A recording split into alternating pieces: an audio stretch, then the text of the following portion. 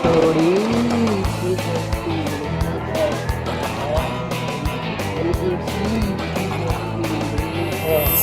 बच्चों, तो याद है ना, शराबी की तरह चलने से न्यूटन के ज़माने से चली आ रही एक बहुत बड़ी प्रॉब्लम फिज़िक्स ने सॉल्व कर दी है। कौन सी प्रॉब्लम, मैंने ये पूछा था आपसे, और तब से हम भी चक्कर ही खा रहे हैं कि ये कौन सी प्रॉब्लम है, क्या ऐसी बड़ी चीज़ है जो शराबी के चलने से हल हो गई है फिज़िक्स में। तो सुनो बच्चों, आकाशीय पिंडों में जब दो पिंडों के मध्य अंतःक्रिया होती है, सिर्फ दो पिंड, तो दोनों पिंडों की गति कैसी होगी ये निकालना वैज्ञानिकों के लिए कोई बड़ी बात नहीं, बहुत ही आसान है। बहुत सालों से हम पता कर पाए हैं कि जब दो पिंड हों और एक गति कर रहा हो, दूसरा कहीं और गति कर रहा हो, आपस में अंतःक्रिया से, आकर्षण बल से, गुरुत्वाकर्षण से इनके कैसी स्थिति होगी, कैसा पथ होगा, कहाँ ये जाएंगे, कैसे चलेंगे, बाद में कहाँ पहुँचेंगे, ये सब हम निकाल पाते हैं दो पिंडों के लिए।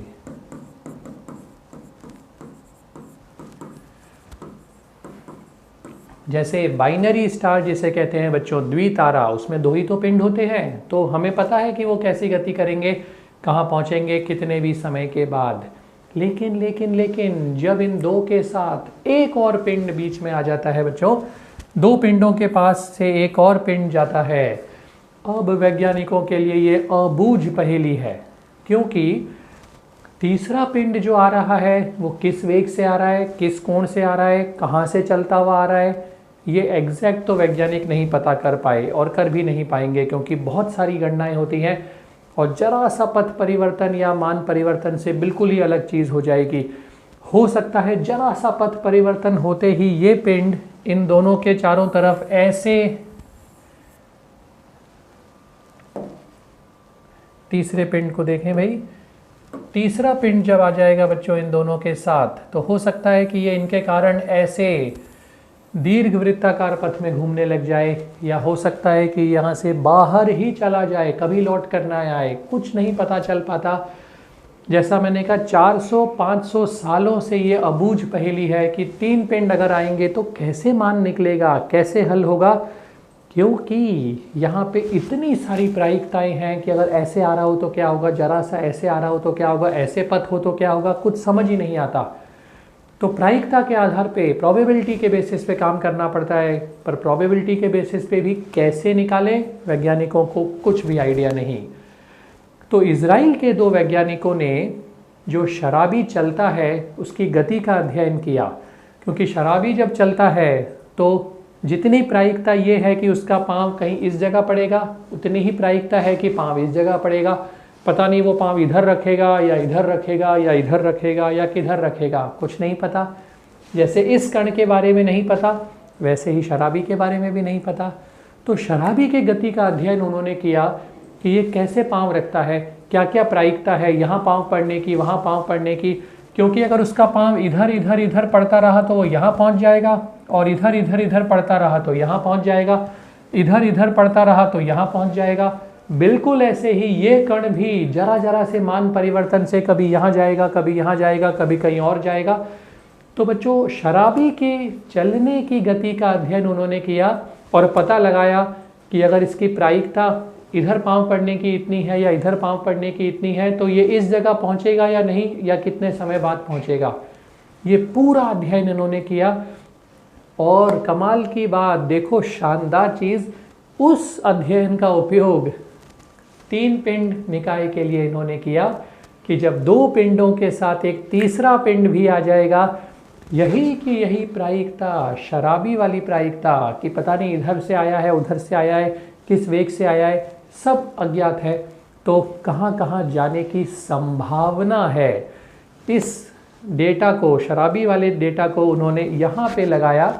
और पता किया, भाई ये समझ लें कि ये पिंड भी तो वैसे ही आ रहा है जैसे शराबी चलता है, कुछ पता नहीं, इधर भी जा सकता है, उधर भी जा सकता है, कहीं भी जा सकता है। तो उस अध्ययन से इन्होंने ये पता लगा लिया कि ये पिंड किसी भी समय, मान लो 10 सेकेंड, 10 साल, 10,000 साल के बाद कहाँ पहुँच पाएगा। जैसे शराबी का मैंने बताया कि वो यहाँ यहाँ या यहाँ पहुँचने की क्या प्रायिकता है, तो ये प्रायिकता का उपयोग इन्होंने यहाँ पे किया और ये बहुत बड़ी अबूझ पहेली को सॉल्व कर दिया है। ये देखो बच्चों, त्रिपिंड निकाय इस तरह से होता है। आप देख रहे हैं ये एक बीच में पिंड है, यहाँ पर दूसरा पिंड भी आपको दिख रहा है भाई, ये रहा। और अब यहाँ तक तो सब आसान था और वैज्ञानिक हल कर चुके थे, लेकिन अब आ रहा है तीसरा पिंड बच्चों। यहाँ पर 3 पिंड का निकाय ये बन गया है। तो ये 2 तो पहले से ही अपना निकाय बना के बैठे थे। तीसरा पिंड जब आएगा, क्या ये दीर्घवृत्ताकार कक्षा में घूमेगा, क्या वृत्ताकार कक्षा में घूमेगा, क्या बाहर ही चला जाएगा, या बहुत दूर घूम के वापस आ जाएगा, ये सारी गणनाएं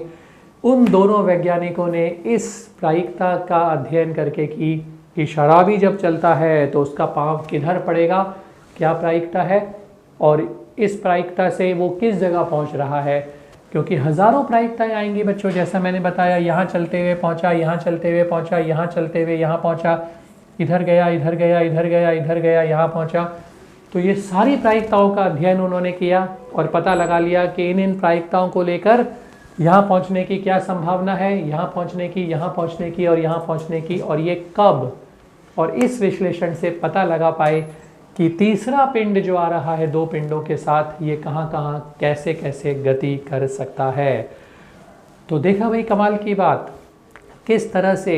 इस छोटी सी चीज़ से, जिसे हम बिल्कुल ही महत्व नहीं देते कि शराबी के चलने की चाल का क्या महत्व, वो तो कैसे भी चलता है, बिल्कुल ठीक, पर वो जब कैसे भी चलता है, आकाशीय पिंड भी कैसे भी गति कर सकते हैं, और इसका सटीक विश्लेषण करने में उनको बहुत मदद मिल रही है। तो जैसा मैं कहता हूँ भाई, फिज़िक्स तो हर जगह है, हर छोटी से छोटी चीज़ और बड़ी से बड़ी चीज़ में है। धीरे धीरे हम समझ रहे हैं, सीख रहे हैं कहाँ कहाँ कैसे कैसे फिज़िक्स लग रही है। तो बच्चों, आज इस पहेली का हल आपको मिल गया है। आगे भी हम मिलते ही रहेंगे बच्चों, ऐसे ही मज़ेदार चीज़ों के साथ, जहाँ हर जगह फिज़िक्स काम करती है।